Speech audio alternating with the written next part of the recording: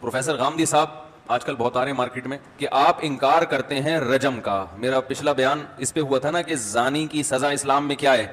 جو شادی شدہ مرد اگر زنا کرے تو اسلام میں سزا یہ ہے کہ پتھروں سے مار کے اس کو ہلاک کیا جائے. تو غامدی صاحب نے اس کا انکار کیا اس سزا کا کہ یہ نہیں ہے اسلام میں. سلامتی ہے ان آنکھوں پہ جو ہدایت پہ نظریں جمائے بیٹھی ہیں، ان کانوں پہ جو ذکر خیر کے منتظر رہتے ہیں، اور ان قدموں پہ جو ہدایت کی راہ پہ گامزن ہیں. ہم صاحب آپ نے اپنے موقف کی تائید میں جس آیت کو پیش کیا ہے اور اسی آیت پر آپ سٹینڈ کرتے ہیں کہ قرآن مجید نے ہم پر واضح کر دیا ہے کہ موت اور فساد فی الارض کے علاوہ کسی جرم کی پاداش میں موت کی سزا نہیں دی جا سکتی. سوال آپ کی خدمت میں یہ ہے، اگر آپ کا یہ موقف ہے اور ظاہری بات ہے اس موقف کے تمام انسان پابند ہیں، تو پھر رسالت مآب صلی اللہ علیہ وسلم کی نسبت سے جو روایات ہمارے سامنے آتی ہیں وہ بظاہر اس کے خلاف نظر آتی ہیں، کیونکہ آپ نے شادی شدہ زانیوں کو رجم کی یعنی موت کی سزا دی ہے، جبکہ آپ کے اصول کے مطابق تو موت کی سزا صرف قتل اور فساد فی الارض کے جرم میں دی جا سکتی ہے. میں آپ سے پوچھنا چاہتا ہوں بالکل وضاحت سے دو ٹوک انداز میں بتائیے گا، جب اللہ کے پیغمبر رجم کی سزا مقرر کر رہے ہیں شادی شدہ زانیوں کے لیے، تو پھر آپ کا یہ جو اصول ہے وہ تو ٹوٹ جاتا ہے. یہ بحث غلط فہمی ہے. میں اس سے پیچھے بیان کر چکا ہوں کہ فساد فی الارض کے تحت زنا کی بعض صورتیں بھی آتی ہیں. میں بتا چکا ہوں آپ کو کہ قتل کب فساد فی الارض بن جاتا ہے، چوری کب فساد فی الارض بن جاتی ہے، اور زنا کب فساد فی الارض بن جاتا ہے. یاد کیجئے میں نے تفصیل کے ساتھ یہ عرض کیا تھا کہ اگر عورتیں کہبگری شروع کر دیں یا لوگ اشاعت فاحشہ کو کاروبار بنا لیں تو یہ بھی فساد فی الارض ہے. اور میں نے عرض کیا تھا کہ اگر کوئی شخص عورتوں کی عصمت دری کرنے لگ جائے یا اوباشی کے ساتھ لوگوں کی بہو بیٹیوں کے لیے گلی محلوں میں خطرہ بن جائے تو یہ بھی فساد فی الارض ہے. میں یہ سب چیزیں اس سے پیچھے تفصیل کے ساتھ عرض کر چکا ہوں. رسالت مآب صلی اللہ علیہ وسلم نے اسی طرح کے مجرموں کو یہ سزا دی ہے، اور ان مجرموں کا معاملہ خود قرآن میں زیر بحث آ گیا تھا. اس کی تفصیلات میں آپ کے سامنے اپنی کتاب میزان سے رکھ دیتا ہوں. میں اس پر یہ سب چیزیں لکھ چکا ہوں. ذرا سنیے کہ معاملہ کیا ہوا. قرآن مجید نے زنا کے مجرموں کا ذکر سب سے پہلے سورہ نساء میں کیا ہے، اور یہ دیکھیے کہ وہاں کیا فرمایا. اس میں ایک بات تو یہ کہی کہ وہ لڑکے لڑکیاں مرد عورتیں جو یاری آشنائی کے کسی تعلق میں زنا کا ارتکاب کر بیٹھے ان کے ساتھ کیا معاملہ کیا جائے. یہ بتایا ہے کہ ان کو ایذا دی جائے. یہی ایذا ہے جسے بعد میں سورہ نور میں متعین کر دیا گیا کہ وہ 100 کوڑے کی ایذا ہے.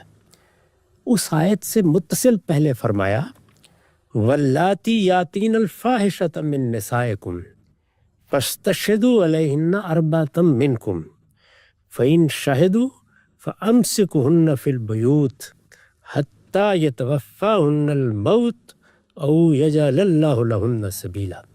یہ سورہ نساء کی آیت 15 ہے. اس میں ان عورتوں کا معاملہ زیر بحث آ گیا ہے جو کعبہ گری کو پیشے کے طور پر اختیار کر لیتی ہے. پہلا جملہ یہ ہے واللاتی یاتین الفاحشۃ من نسائکم، اور تمہاری عورتوں میں سے جو بدکاری کرتی ہیں. یا مرد زیر بحث ہی نہیں ہے. ظاہر ہے کہ بدکاری کو اگر پیشے کے طور پر اپنایا جائے گا تو وہاں عورتیں ہی زیر بحث آئیں گی. ٹھیک. ہم بھی جب اس موضوع پر گفتگو کرتے ہیں تو کہتے ہیں کہ طوائفوں کا کیا ہوگا. یہ صورتحال قرآن میں زیر بحث آ گئی ہے. اچھا. اور قرآن مجید نے جو کچھ فرمایا ہے وہ اس آیت میں نے آپ کے سامنے رکھ دیا. اس کا ترجمہ سنیے. اور تمہاری عورتوں میں سے جو بدکاری کرتی ہیں ان پر اپنے اندر سے 4 گواہ طلب کرو، پھر اگر وہ گواہی دے دیں تو انہیں گھروں میں بند کر دو یہاں تک کہ ان کی موت آ جائے یا اللہ ان کے لیے کوئی راستہ نکال دے. یہ دیکھیے کہ زنا کی سزا اس کے متصل بات بیان کی جا رہی ہے، لیکن ان عورتوں کے بارے میں اللہ تعالیٰ فرماتے ہیں کہ ان عورتوں نے بدکاری کو پیشہ بنا لیا ہے. یہ اگر شب و روز اسی کام میں لگی ہوئی ہیں تو ان پر 4 گواہ طلب کرو. کس بات کے گواہ؟ ظاہر ہے کہ ایک بستی میں، ایک علاقے میں، ایک محلے میں اگر اس طرح کا کام ہوتا ہے تو لوگ اس سے واقف ہوتے ہیں. سزا دینے سے پہلے یہ قانونی تقاضا پورا کرنا ضروری ہے.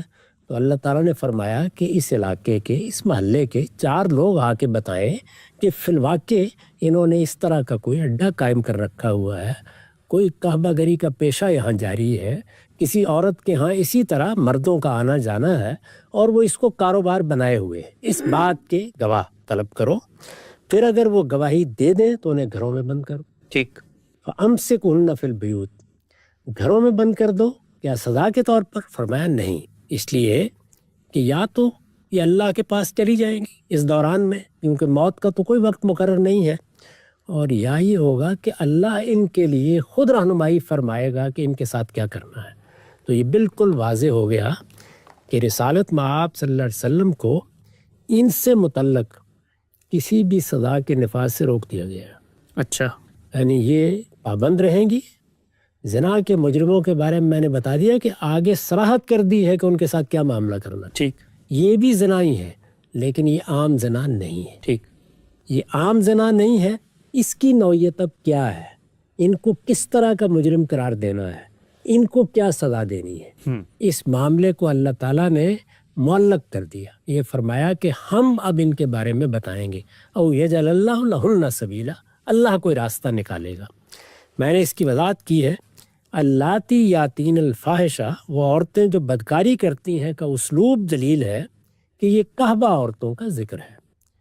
اس صورت میں اصل مسئلہ چونکہ عورت ہی کا ہوتا ہے، اس لیے مرد زیر بحث نہیں آئے۔ یہ ایک سوال رہا ہے ہمارے ہاں، ہماری پوری علمی تاریخ میں، کہ یہاں مرد زیر بحث کیوں نہیں آئے؟ تو میں نے یہ بتایا ہے کہ مرد اس وجہ سے زیر بحث نہیں آئے، رسول اللہ صلی اللہ علیہ وسلم نے اسی طرح کے مجرموں کے متعلق فرمایا ہے کہ یہ چونکہ محض زنا ہی کے مجرم نہیں ہیں۔ یعنی اب اللہ کے پیغمبر نے کیا بات کہی ہے جس کا لوگ حوالہ دیتے ہیں، وہ یہ ہے کہ یہ مجرم، یعنی اس طرح کی عورتیں یا اس نوعیت کے دوسرے مجرم، یہ محض زنا ہی کے مجرم نہیں ہیں، بلکہ اس کے ساتھ آوارہ منشی اور جنسی بے رہروی کو اپنا معمول بنا لینے کی وجہ سے فساد فی الارض کے مجرم بھی ہیں۔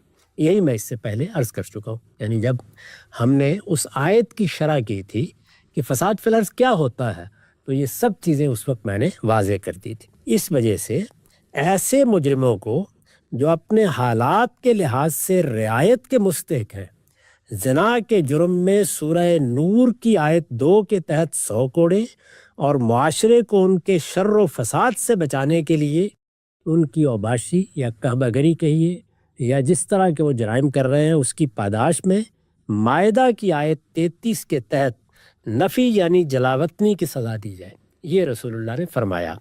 اور ان میں سے وہ مجرم جنہیں کوئی رعایت دینا ممکن نہیں ہے، مائدہ کی اسی آیت کے حکم ان یقتلوا کے تحت رجم کر دیے جائے۔ یہ در حقیقت رسالت مآب صلی اللہ علیہ وسلم نے اس طرح کی عورتوں کے بارے میں یا اس نوعیت کے دوسرے مجرموں کے بارے میں فرمایا تھا۔ اس میں یہ بات پوری طرح سمجھ لینی چاہیے کہ ایسا بارہا ہوتا ہے، اور ہم اس سے واقف ہیں، کہ ایک شخص جرم کا ارتکاب کرتا ہے، اس جرم میں 2-3 جرائم اکٹھے ہو جاتے ہیں۔ ایک آدمی مال لوٹنے کے لیے کسی ایک گھر میں گیا ہے، وہاں اصلاً تو مقصود یہی تھا کہ وہ مال لوٹ کے لے جائے گا، لیکن مال لوٹنے کے لیے جب وہ گھر میں داخل ہوئے تو گھر والوں نے کچھ مزاحمت کر دی۔ ممکن ہے کہ مال بھی لوٹا ہو اور کسی کو اس نے قتل بھی کر دیا ہو، اور ممکن ہے کہ مال بھی لوٹا ہو اور کسی عورت کی عصمت دری بھی کر دی ہو۔ اس طرح کے واقعات آپ جانتے ہیں کہ ڈاکے میں بالعموم پیش آ جاتے ہیں۔ اب جب اس طرح کے مجرم کو دیکھا جائے گا تو یہ اصل میں 3 جرائم کا ارتکاب کر چکا ہے۔ جب یہ 3 جرائم کا ارتکاب کر چکا ہے تو ہمارے ہاں بھی قانون میں پھر بھی بتایا جاتا ہے کہ اس کو اس جرم کی یہ سزا دی جائے گی، اس جرم کی یہ سزا دی جائے گی، اور اس کی یہ سزا دی جائے گی۔ اس طرح کی عورتیں یا اس نوعیت کے مجرم، زنا کے مجرم تو ہیں ہی، جب وہ زنا کے مجرم ہیں تو زنا کے جرم میں قرآن نے بتا دیا ہے اور سورہ نور میں واضح کر دیا ہے کہ اس کی سزا 100 کوڑے ہے۔ یہ ان کا وہ جرم ہے جو بہرحال ہوا ہے۔ اس کے ساتھ اوباشی جمع ہو گئی ہے، اشاعت فاحشہ جمع ہو گئی ہے، اس کے ساتھ اس طرح کے جرم کو معمول بنا لینا جمع ہو گیا ہے، اس کے ساتھ مسافت جمع ہو گئی ہے۔ اب یہ جو چیز ساتھ جمع ہوئی ہے، اس کو رسالت مآب صلی اللہ علیہ وسلم نے فرمایا کہ ہم فساد فی الارض قرار دے رہے ہیں۔ یہی میں نے آپ کی خدمت میں عرض کیا تھا، فساد فی الارض قرار دے رہے ہیں تو اب فساد فی الارض کی آیت میں جو سزائیں بیان ہوئی ہیں وہ آپ اس کو پڑھ کے دیکھ لیجئے. اس میں سب سے اوپر کون سی سزا بیان ہوئی ہے؟ ان یقتلوا، جی یعنی ان کو عبرتناک طریقے سے قتل کر دیا جائے.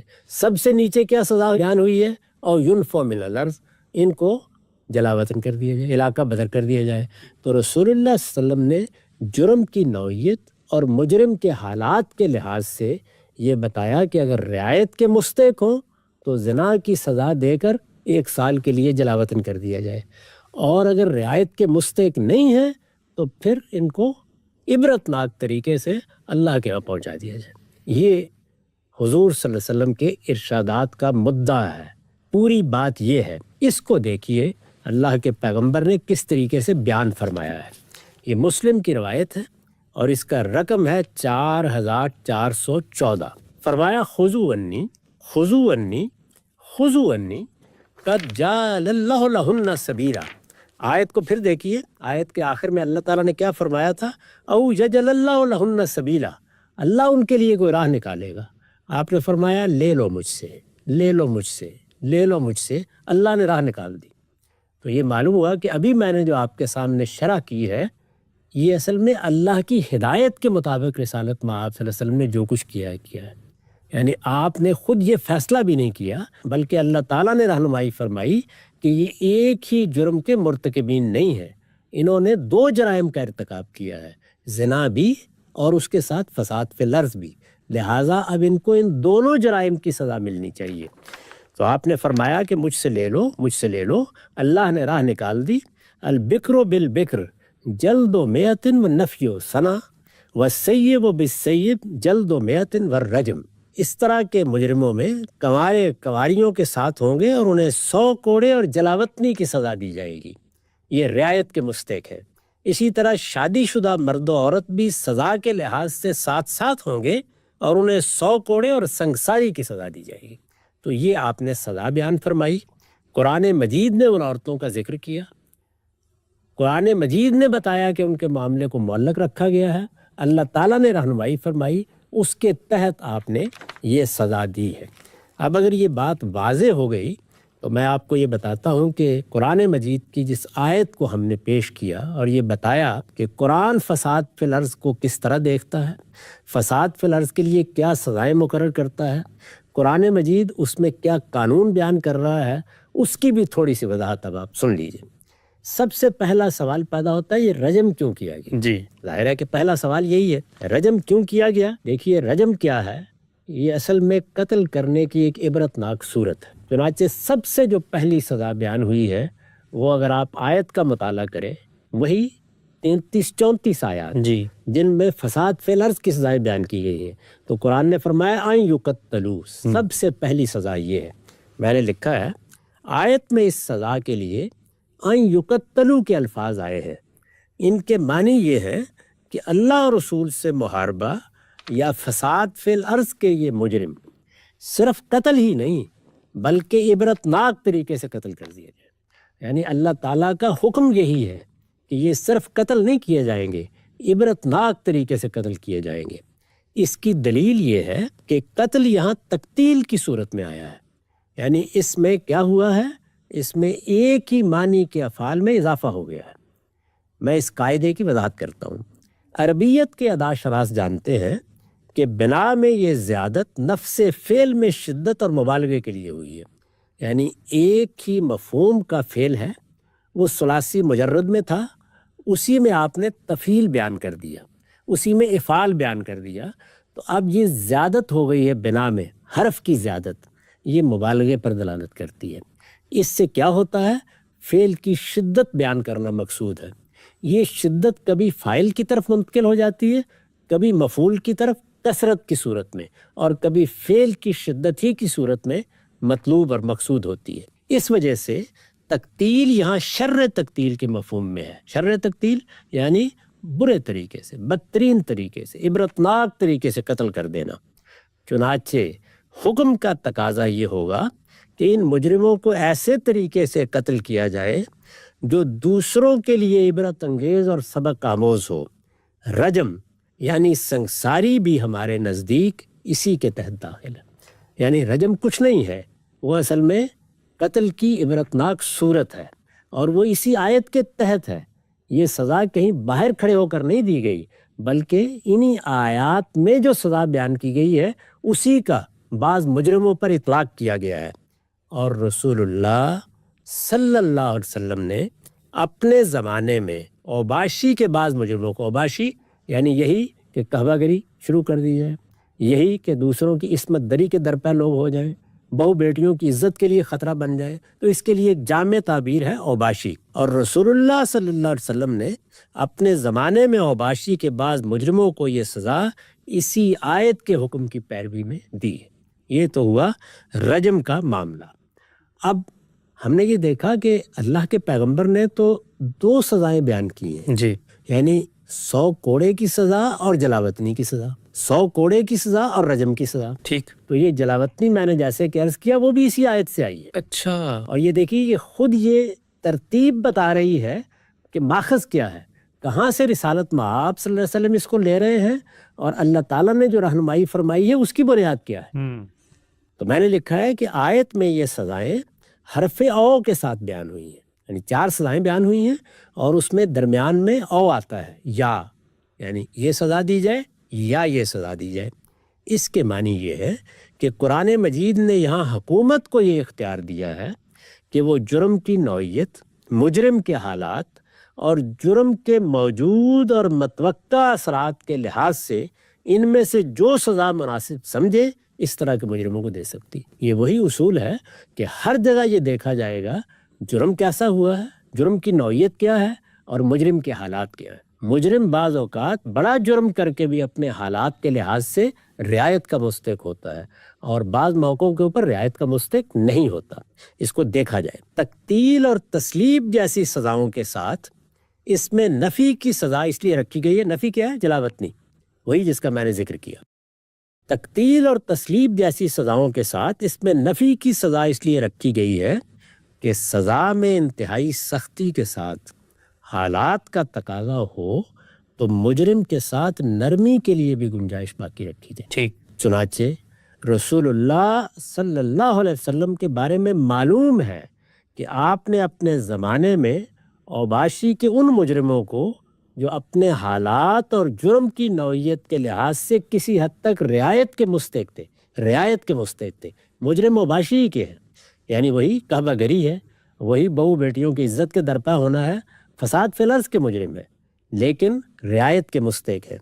مائدہ کی اسی آیت کے تحت جلاوطنی کی سزا دی، اسی آیت سے وہ سزا بھی اخذ کی گئی ہے، اور وہ مجرم جنہیں کوئی رعایت دینا ممکن نہ تھا اسی آیت کے تحت رجم کر دیے گئے۔ اچھا، یعنی قرآن مجید کی یہی آیات، یہ مائدہ کی 33-34 آیات ہیں، یہ دونوں سزائیں اسی سے اخذ کی گئی ہیں، دونوں روایت میں بیان ہوئی ہیں، دونوں کے لیے خود پروردگار عالم نے رہنمائی فرمائی ہے۔ اب اس کے بعد جو ایک آخری چیز رہ جاتی ہے وہ ہے شادی شدہ اور غیر شادی شدہ کا فرق۔ جی، میں نے واضح کیا اس کو، زنا اور اوباشی کے بعض مجرموں کے شادی شدہ اور غیر شادی شدہ ہونے کے بارے میں رسول اللہ صلی اللہ علیہ وسلم کا استفسار بھی اسی قبیل سے تھا۔ یعنی یہ شادی شدہ اور غیر شادی شدہ کا معاملہ پیدا کہاں سے ہوا ہے؟ جب آپ نے یہ سزائیں دی ہیں تو اس موقع پر پوچھا ہے کہ یہ مجرم شادی شدہ ہے یا شادی شدہ نہیں ہے۔ اچھا، یہ استفسار کیا آپ نے، یہ استفسار کس لیے کیا ہے؟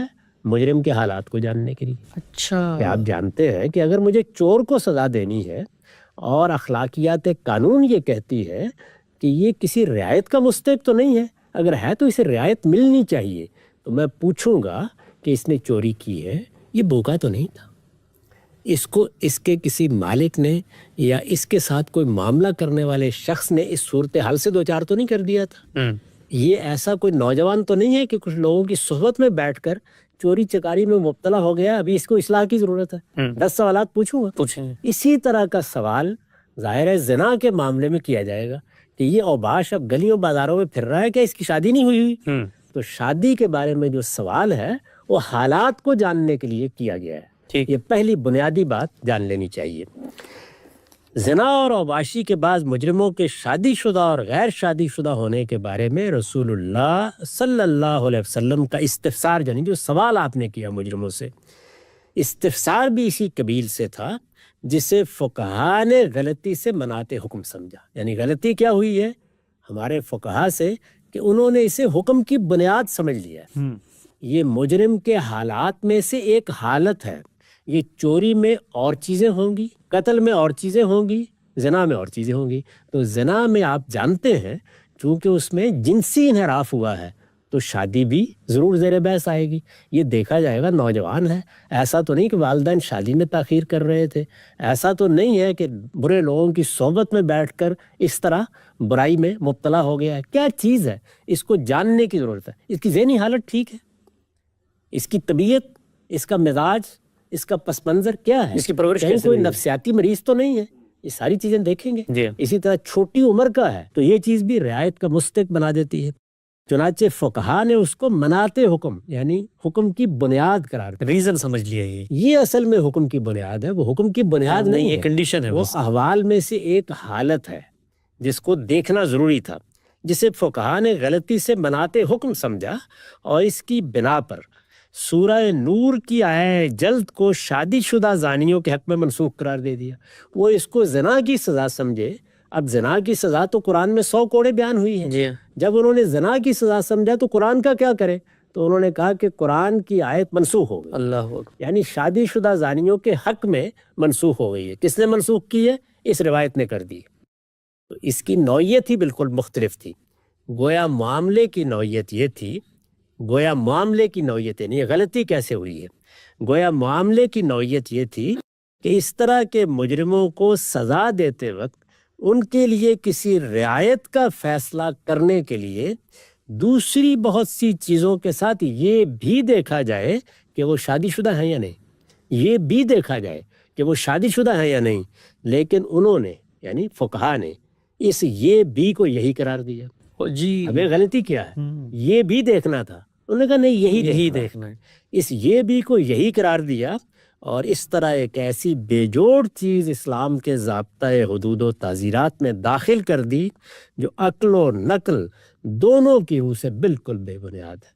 یعنی اس کے نتیجے میں وہ نسخ کا مسئلہ پیدا ہو گیا، اس کے نتیجے میں بے شمار اصول فقہ کے مباحث پیدا ہو گئے. کچھ بھی نہیں تھا، معاملے کو صحیح جگہ پر نہیں رکھا گیا. اس کی صحیح جگہ کون سی تھی؟ وہ یہ کہ یہ فساد فی الارض کے مجرم ہیں اور زنا بہر انہوں نے کیا ہے. اب ان کے ساتھ کیا معاملہ کرنا ہے اللہ تعالیٰ نے رہنمائی فرمائی، اللہ کے پیغمبر نے اس کے امتثال میں یہ بات بھی بیان کی اور اس طرح کے مجرموں کو یہ سزا بھی دی. اس میں ادنا درجے میں قرآن مجید کے بیان کردہ حدود سے کوئی تجاوز نہیں. نام صاحب نقطہ دور دو چار کی طرح واضح ہو جاتا ہے کہ رسالت مآب صلی اللہ علیہ وسلم نے جن لوگوں کو رجم کی سزا دی ہے وہ صرف زنا کے مجرمین نہیں تھے بلکہ اس کے ساتھ ساتھ فساد فی الارض کے بھی مجرمین تھے. اور خود قرآن مجید نے فساد کی جو سزائیں بیان کی ہیں رسالت مآب صلی اللہ علیہ وسلم نے انہی کا اطلاق کیا، کوئی الگ سے حد جاری نہیں کی.